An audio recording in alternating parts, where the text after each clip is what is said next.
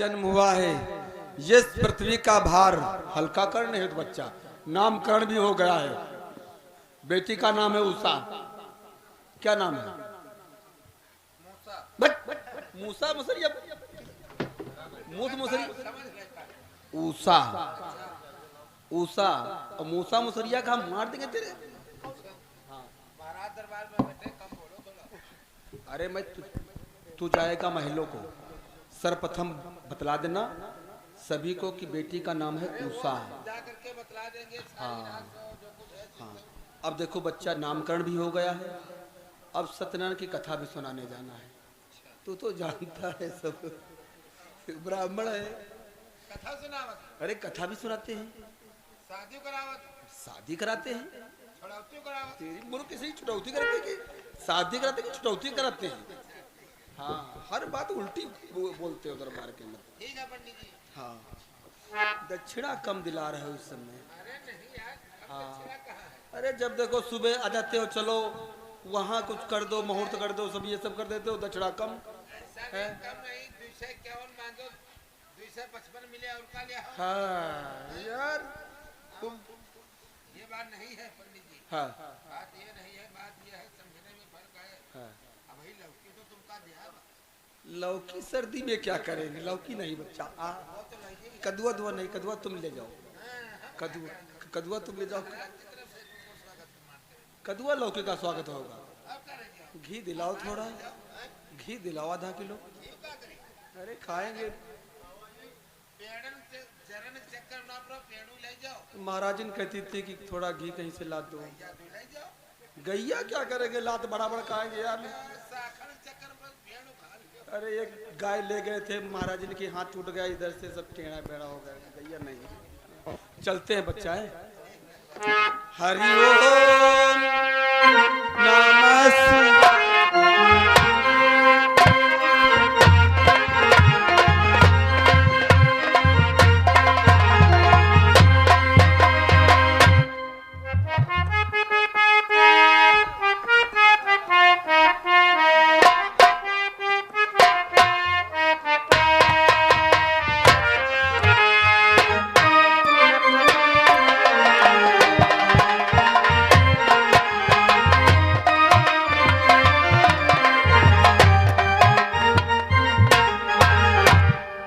सज्जनों, सीन समझ लें। भगवान भोलेनाथ के इच्छा अनुसार बाणासुर के घर में कन्या का जन्म होता है। महाराज बाणासुर लाला पंडित को बुलवा करके नामकरण करवाया और लाला पंडित पोथी पत्रा के मतानुसार बतलाने लगे, राजन इस कन्या का जन्म ब्रह्म मुहूर्त में हुआ है, यानी उषा काल में हुआ है। तो ये कन्या कोई साधारण नहीं है, ये एक देवी का अवतार है। तो इसका नाम ब्रह्म मुहूर्त में उषा काल में जन्म हुआ है, तो इसका नाम उषा ही रख दिया जाए। महाराज बाणासुर ऐसा ही करते हैं, नाम उषा ही रख देते हैं। वही उषा धीरे धीरे धीरे धीरे धीरे धीरे धीरे धीरे सयानी होती जा रही है। महाराज बाणासुर दरबार में बैठे हैं, अपने पुत्री उषा को बुलवाते हैं। आप लोग देखेंगे आगे सीन कहाँ पे ठहरती है।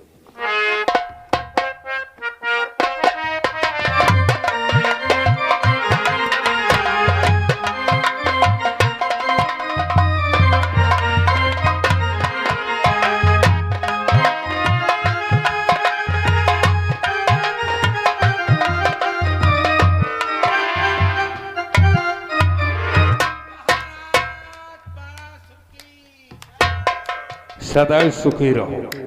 महाराज बाणासुर की कल्याण मस्तु। मंत्री चंचल, आज इतना विलंब हो गया, अभी तक हमारी बेटी उषा राज दरबार को नहीं आई है, क्या कारण है? महाराज, बेटी उषा एकलौती पुत्री है। रनवासों में दास दासियां और नौकर चाकर सब खिलाया कुदाया करते हैं, दरबार में वो नहीं आती है। एकलौती पुत्री है, आप चिंतित हो जाते हैं, उदास हो जाते हैं। तुम्हारा आदेश हो तो मैं बेटी उषा को दरबार में बुलवा दूं।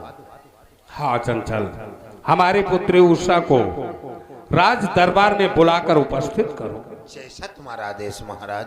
बेटी उषा, मेरी आवाज सुनती हो तो दरबार में हाजिर हो। आप दरबार में नहीं आती हो, रनवासों में महारानी की आप रहती हो। आपके पिता श्री महाराज बाणासुर चिंतित उदास हो जाते हैं। आप एकलौती पुत्री हो बेटी, दरबार में हाजिर हो, तुम्हारे पिताश्री ने याद किया है। बेटी उषा दरबार में हाजिर हो।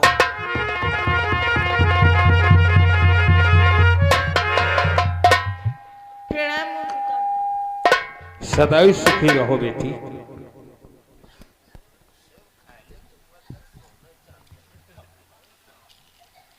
कहिए पिताजी, मुझे दरबार के मध्य किस लिए याद किया?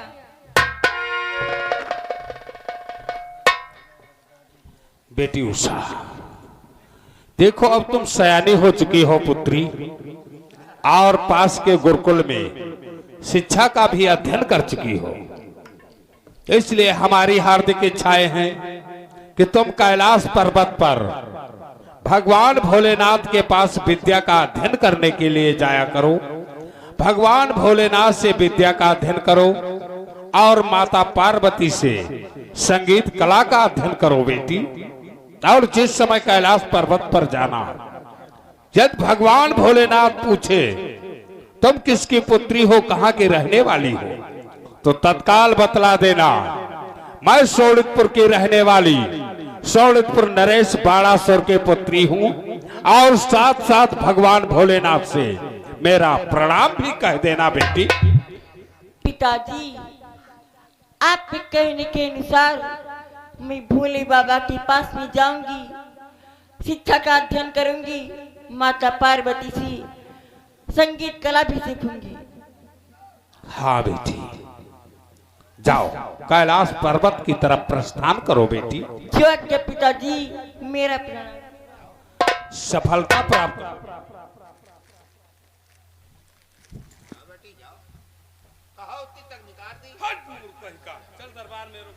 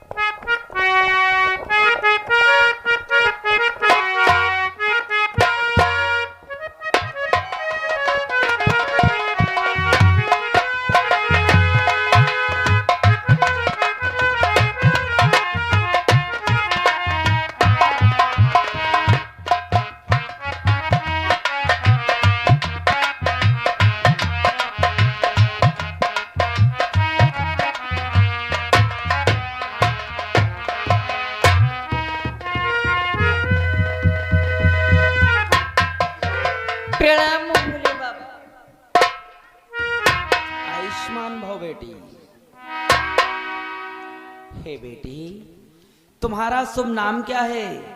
तुम कहाँ की रहने वाली हो? किस कार्य हेतु कैलाश पर्वत पे पधारी हो बेटी। भोले बाबा, मैं सोनीतपुर राजधानी से आई हूँ, जहाँ की महाराज बाणासुर हैं। सर्वप्रथम मेरे पिताजी का प्रणाम स्वीकार करें। हम अपने भक्तराज के लिए आशीर्वाद प्रदान करते हैं। ये बतलाओ बेटी, कैलाश पर्वत पर आने का क्या कारण है बेटी? भोले बाबा, मैं आपके पास में शिक्षा का अध्ययन करने के लिए आई हूँ। ये तो अति उत्तम विचार है बेटी। आओ आसन को ग्रहण करो, हम तुम्हें हर प्रकार से शिक्षा अध्ययन करवाएंगे। जो आज्ञा भोले बाबा।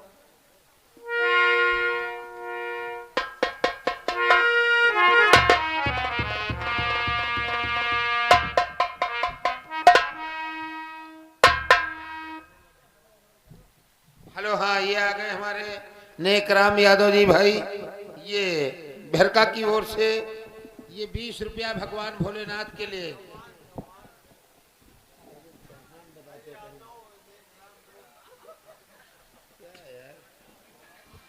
चलो भाई, ये हमारे चौहान जी की ओर से 20 रुपया का पुरस्कार।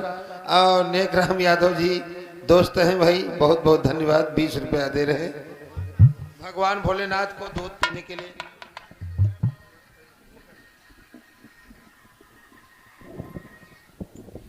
हे बेटी उषा, सर्वप्रथम ये प्रकट करो, हमारे कैलाश पर्वत पर आने से पहले तुमने कहीं पर शिक्षा को अध्ययन किया अथवा नहीं बेटी?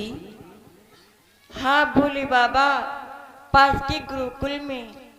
तब तो तुम्हें काफी अनुभव भी हो गया होगा बेटी। हाँ भोले बाबा। तो ये बतला दीजिए, विवेकशील विद्यार्थियों में कितने प्रकार के लक्षण पाए जाते हैं बेटी? विवेकशील विद्यार्थियों में कितने प्रकार के लक्षण पाए जाते हैं भोले बाबा? ये तो मुझे नहीं मालूम। क्या तुम्हारे गुरु महाराज ने विद्यार्थियों के लक्षण नहीं समझाए? नहीं भोले बाबा। कोई बात नहीं बेटी, हम तुम्हें बतलाते हैं। विवेकशील विद्यार्थियों में 5 प्रकार के लक्षण पाए जाते हैं। लेकिन भोले बाबा, वो कौन कौन से लक्षण होते हैं? तो सुनो बेटी, काग चेष्टा बको ध्यानम, स्वान निद्रा तथ्योच, अल्पाहारी गृहस्थ त्यागी, विद्यार्थी पंचलक्षण। भोले बाबा, मुझे संस्कृत का ज्ञात नहीं है, इसलिए हिंदी कर अनुवाद मुझे बतला दीजिए। संस्कृत्याम देवम वाणी अस्त, संस्कृत ही देवताओं की भाषा है बेटी। अगर संस्कृत का तुम्हें ज्ञान नहीं है तो कोई बात नहीं, हम तुम्हें संस्कृत का हिंदी अनुवाद करके समझाते हैं। समझाइए भोले बाबा। काग चेष्टा, काग हिंदी में कौवे को कहते हैं। प्रत्येक विद्यार्थी को कौवे की तरह चेष्टा रखनी चाहिए, चतुर एवं होशियार होना चाहिए। बको ध्यानम, बगुली के तरह अपनी दृष्टि अपने विद्या अध्ययन पुस्तक पर लगानी चाहिए, जिस प्रकार से बगुला अपनी दृष्टि शिकार पर देता है। स्वान निद्रा, स्वान जानती हो किसे कहते हैं बेटी? किसे कहते हैं भोले बाबा? स्वावती झटी जागत तुरत, स्वामी भक्त बलवान।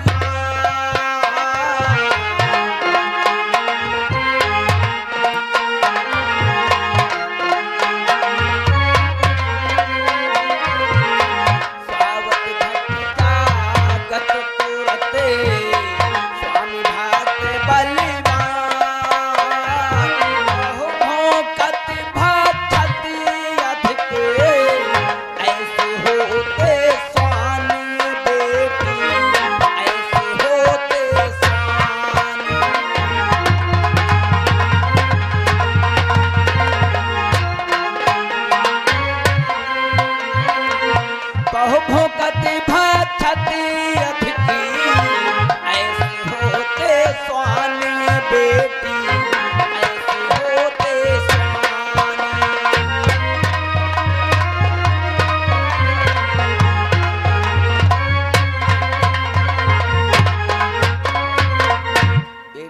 उषा, स्वान हिंदी में कुत्ते को कहते हैं।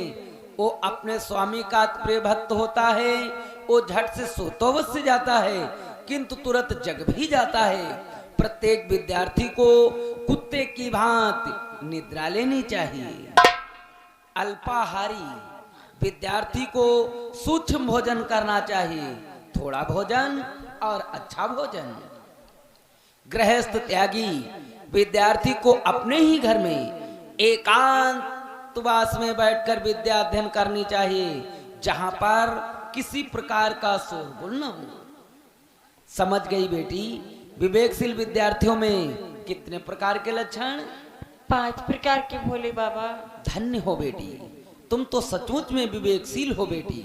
हे बेटी उषा, हमारी जिज्ञासा करती है, क्यों ना हम तुमसे कुछ प्रश्न करें जिनके उत्तर स्वयं तुम दो बेटी। भोले बाबा आप प्रश्न करिए, यदि मुझे उत्तर मालूम होंगे तो मैं अवश्य उत्तर बतलाऊंगी। तो लो मेरा प्रश्न समर करो बेटी। बोलिए भोले बाबा। कि बंसी बाजी श्याम की मोहे तीनों लो,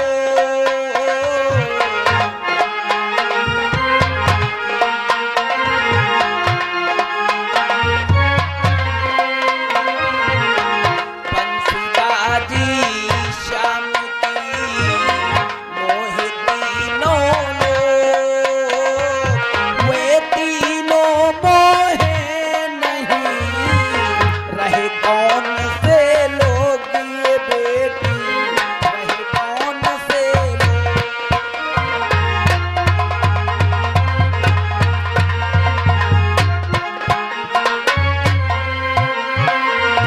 वे तीनों मोहे नहीं रहे कौन से लोग ये बेटी, रहे कौन से लोग।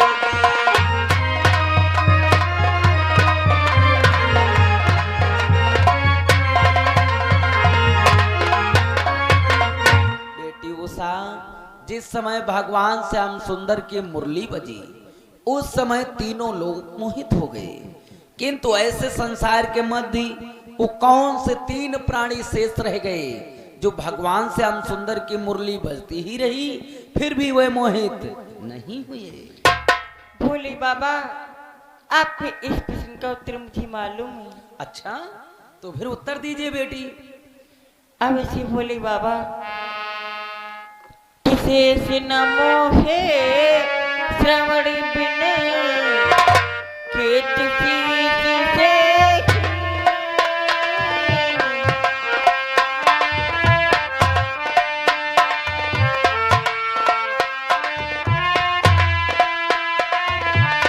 शेष न मोहे श्रवण बिन केत शीश से काग रहे जैसे परी राम नाम लौलीन गूंजी, राम नाम लौलीन।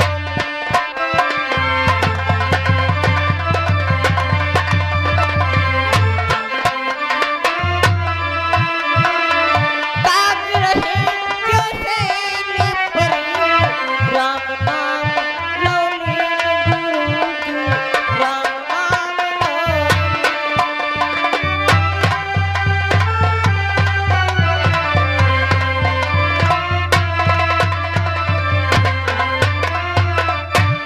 भोले बाबा, जो शेष भगवान थे उनकी श्रवण यानी कि कान न होने के कारण ये श्याम सुंदर की बंसी को ना सुन सके, और जो केतु था उसके तो शीश ही नहीं था, तो भला ये श्याम सुंदर की बंसी को कैसे सुन पाते। जो काकभूषण बाबा थे वो सैल पर बैठे हुए राम नाम की माला फेर रहे थे। भोले बाबा, यही 3 प्राणी ही जो ना ही श्याम सुंदर की बंसी को सुना और ना ही उनकी बंसी पर गौर किया। धन्य हो बेटी, बड़ा ही सुंदर उत्तर दिया, आत्मा गदगद हो गई बेटी। अब तो जी करता है कि हम प्रश्नों पर प्रश्न करते जाएं जिनके उत्तर तुम देती जाओ बेटी। भोले बाबा आप प्रश्न करिए इनसे। तो लो मेरा अगला प्रश्न श्रवण करो बेटी कि मल्योद्ध दुई जन करे पास खड़ी एक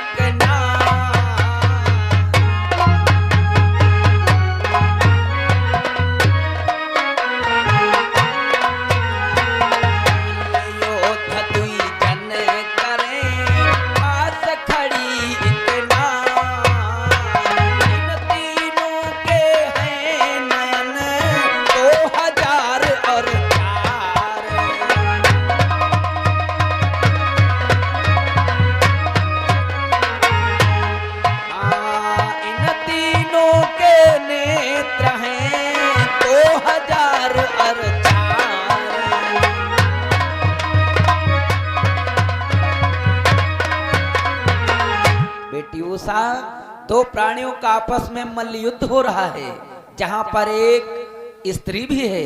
इन तीनों को मिलाकर इनकी आंखें 2004 होनी चाहिए। ऐसे संसार के मध्य कौन से प्राणी हो सकते हैं बेटी? भोली बाबा, आपकी इस प्रश्न का भी उत्तर मुझे मालूम है। तो फिर उत्तर दीजिए बेटी। कि कृष्ण नाग से लड़ रखे पास नाग की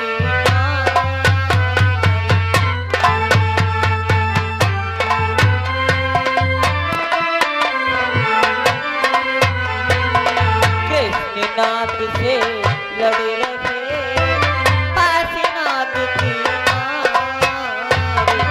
इन तीनों के हैं नैन 2004।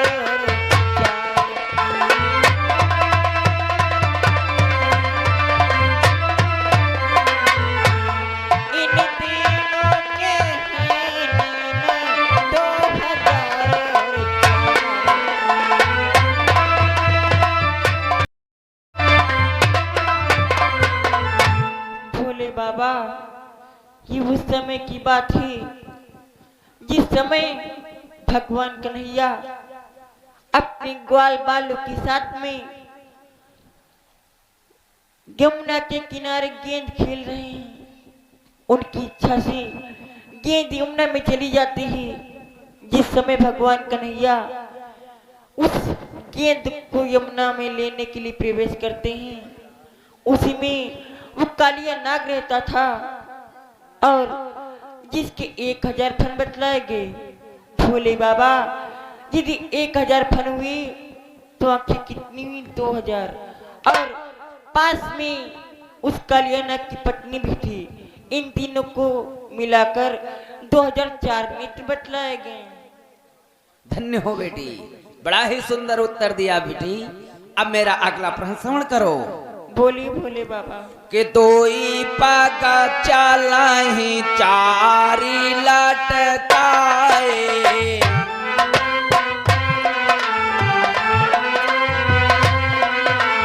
दोई पाका चाला ही चारी लटकाए तीन शीस दोनों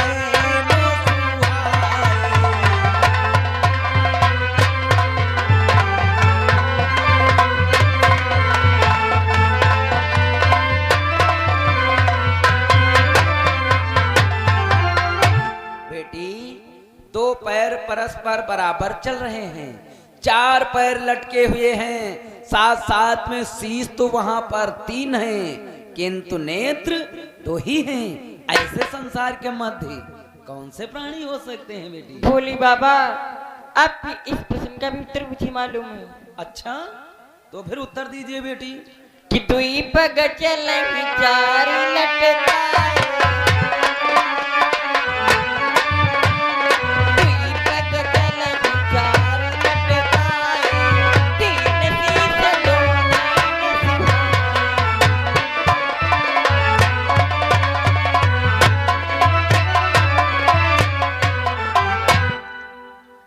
बाबा, ये उस समय की बात है जिस समय श्रवण कुमार अपने माता पिता को कांवर में बिठालकर तीर्थ यात्रा के लिए ले जाते हैं।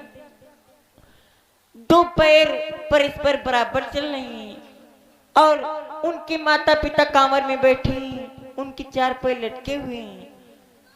शीश तो वहां पर 3 हैं, एक श्रवण कुमार का, एक उनकी माता का और एक उनके पिता का।